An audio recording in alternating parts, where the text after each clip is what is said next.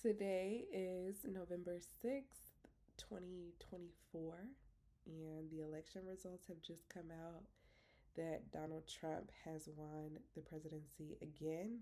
And truthfully, I'm just recording this to document my thoughts and document how I'm feeling in this moment so that I can have this as a capsule to come back to later. Because I don't know what will happen in my life, but I do want to document this moment. Um, I don't know if what I will say will come out as fluid or coherent because I have a lot of jumbled thoughts. And so at this particular moment, I just am going to release them and rant a bit, even if it is nonsensical. Um, wow. Wow is my instant reaction. I wish I could say that I was surprised, but in reality, I'm not. I'm not surprised that America is doing what America does to black women. Once again, to women. Once again. In 2016, when Donald Trump won, I was utterly shocked.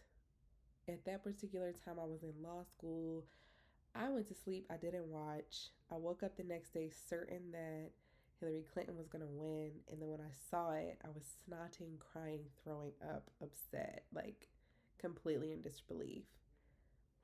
Today, however, I have not had that same reaction because I know um, what America stands for. I have an understanding after growing and maturing to know that race and racism are always going to prevail in this country, unfortunately. They always have. And race is the number one predictor of outcomes in this country. And so I'm not surprised. I started watching the election results last night. I got a pit in the bottom of my stomach, and I said, you know what? I'm not going to watch this. I'm going to sleep. And then I woke up and I was like, damn, America done did it again, once again. Um, and so, yeah, I feel like a lot of people are surprised and upset, and I think those feelings are valid. If you are completely and utterly dismayed and frustrated and confused and sad and horrified, I just want to tell you that your feelings are valid.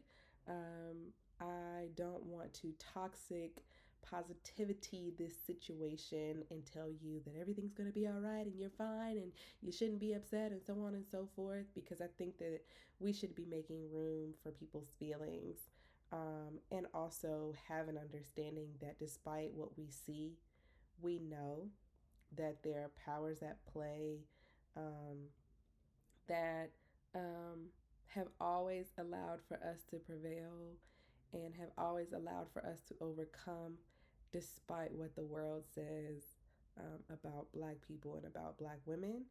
And so feel your feelings, but also know that we gonna be all right.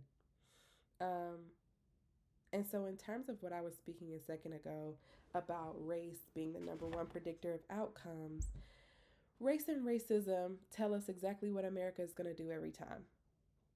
So a lot of people have this back and forth about whether Kamala was qualified and whether she appealed to this person or that person and so on and so forth. That's BS. We know who the most qualified candidate was. It's BS. America hates black women. Point blank, period. That's just it. Kamala Harris is a black woman. America hates black women. Across all spectrums of American society, every single sector, we have a name for racism beyond racism. So, in education, we call it the achievement gap. In the criminal justice system, we call it disproportionate minority contact. In banking and housing, we call it redlining, right? in health, the health field, we call it health disparities. All those things are just words that we've given to racism, showing that Black people always come out on the bottom. And society is set up that way, and it's been that way since slavery. This society that we live in is structured for us not to succeed, and somehow we defy odds. Somehow, Black women like me become lawyers and get to advocate for other Black people. Somehow, Black women become doctors. Somehow, Black women achieve and excel beyond what is fathomable every time, despite how society is set up for us. And so I am confident that despite what we see, I know what I know. I know who I am and whose I am and who's keeping me, who's holding me. My foundation is firm. I understand that there are also major implications for a presidency and um, for this country to be ran by people who align themselves with Donald Trump. Racist, misogynistic, um, patriarchal, all the things, right? We know what they are. And unfortunately, racism does not stop at just one particular race. When you look at the statistical breakdown of who supported this man, it expands to people of color. Again, because race prevails. And people would rather vote against their own self interest than to see a Black woman at the top. It is sickening to know the percentage of people, brown people, who said, you know what? I'm going to choose a man who could barely form complete sentences over this woman because she's a Black woman. Sickening, damning. And the message that this sends is something that so many Black women already feel, is that despite us being 2, 3, 10 times as qualified, America is going to America every time. Despite going above and beyond to ensure that you had the qualities and qualifications to serve, there are powers at play that say, you know what, your Blackness is the number one disqualifying factor. So sorry.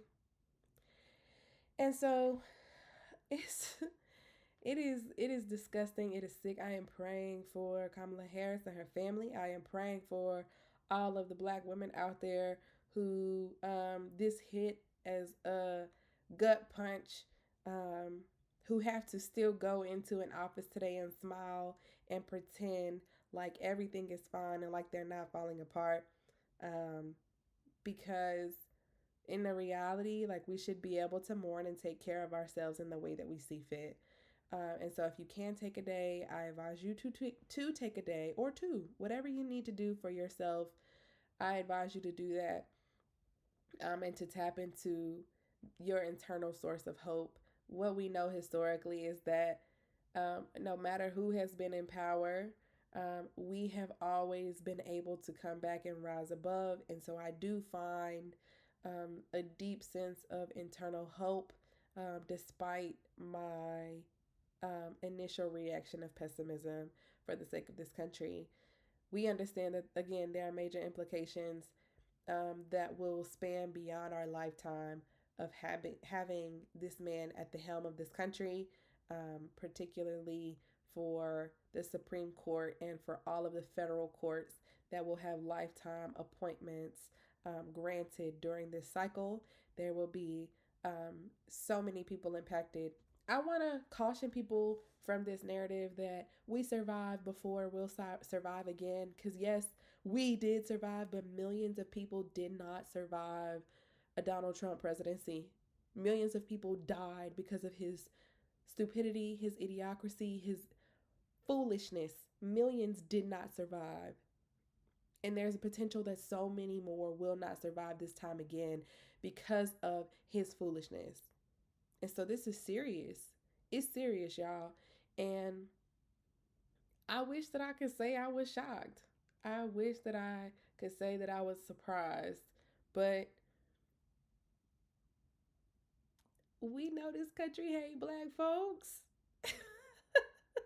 It's sick. It is sick. Um, and so I have this kind of dichotomy of feelings flowing through my body of both utter disgust and also a sense of profound self awareness and self confidence, and more importantly, confidence in um, um, the God that I serve, and understanding that we gonna be all right.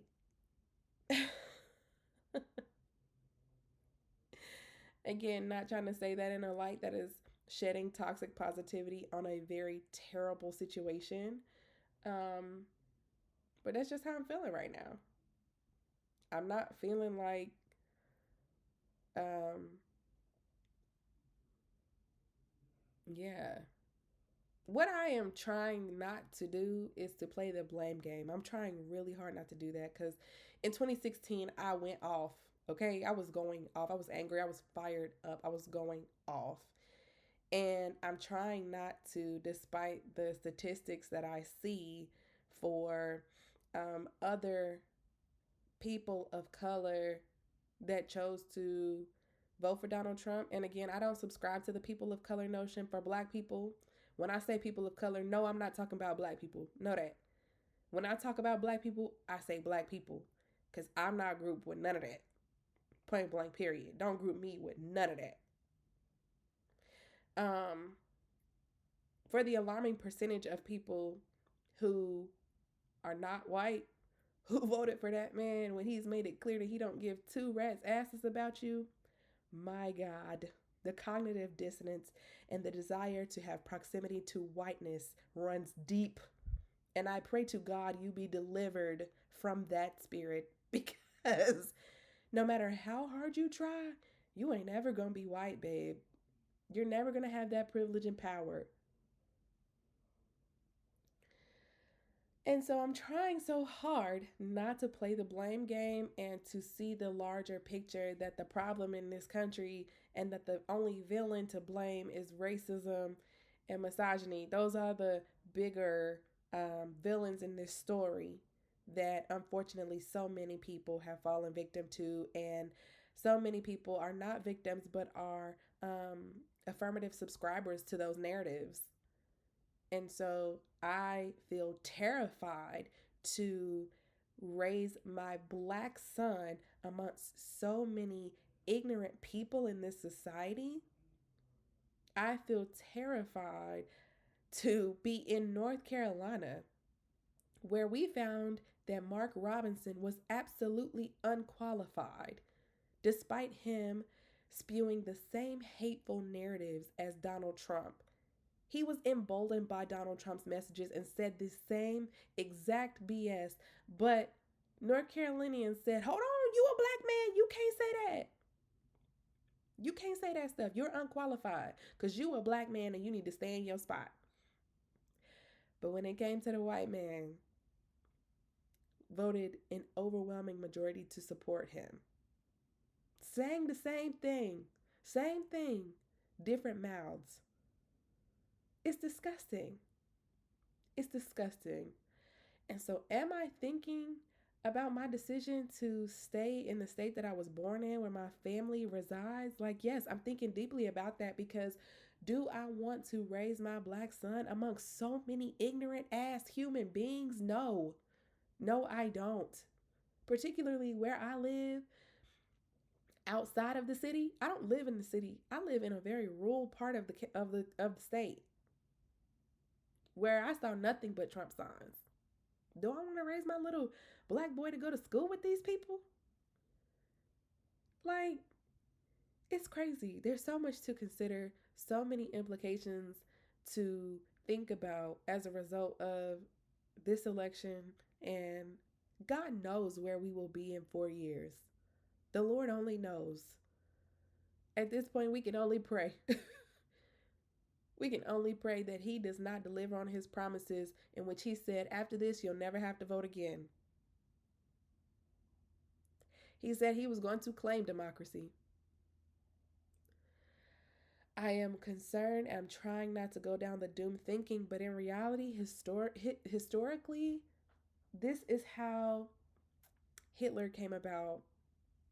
Donald Trump said that Hitler was a great leader, and we saw the racial purification that came about as a result of mass genocide. Do I understand that there's a genocide of the Palestinian people happening right now? Yes, I do. And unfortunately, we have just invited that to happen right here on our own turf. It's sick. It is sick, y'all. This is absolutely insane. So today I am feeling a lot of things, but I'm mostly choosing to disassociate from my feelings because I have to move forward. Unfortunately, I feel like I don't want to sit in my feelings today. Maybe tomorrow. um, but I ain't got no tears to cry, really. I ain't got no tears to cry. I'm all cried out for this country. I don't feel like it's my burden to bear to save it or to cry for it. America has handed black women its ass to kiss for centuries, and it continues to do that and will continue to do that. So I ain't got no tears to cry for it, baby. I just don't. Um, yeah, lots of thoughts, lots of feelings. Ultimately, what I am doing is resting assured in what I know and resting assured on the firm foundation by which I stand on, which has nothing to do with this country at all. I understand that the weapons that we wrestle with are not flesh and bone. And so, with that, I am resting assured in what I know beyond what I see. We gonna be all right, y'all. But feel your feelings and process and take care of yourself.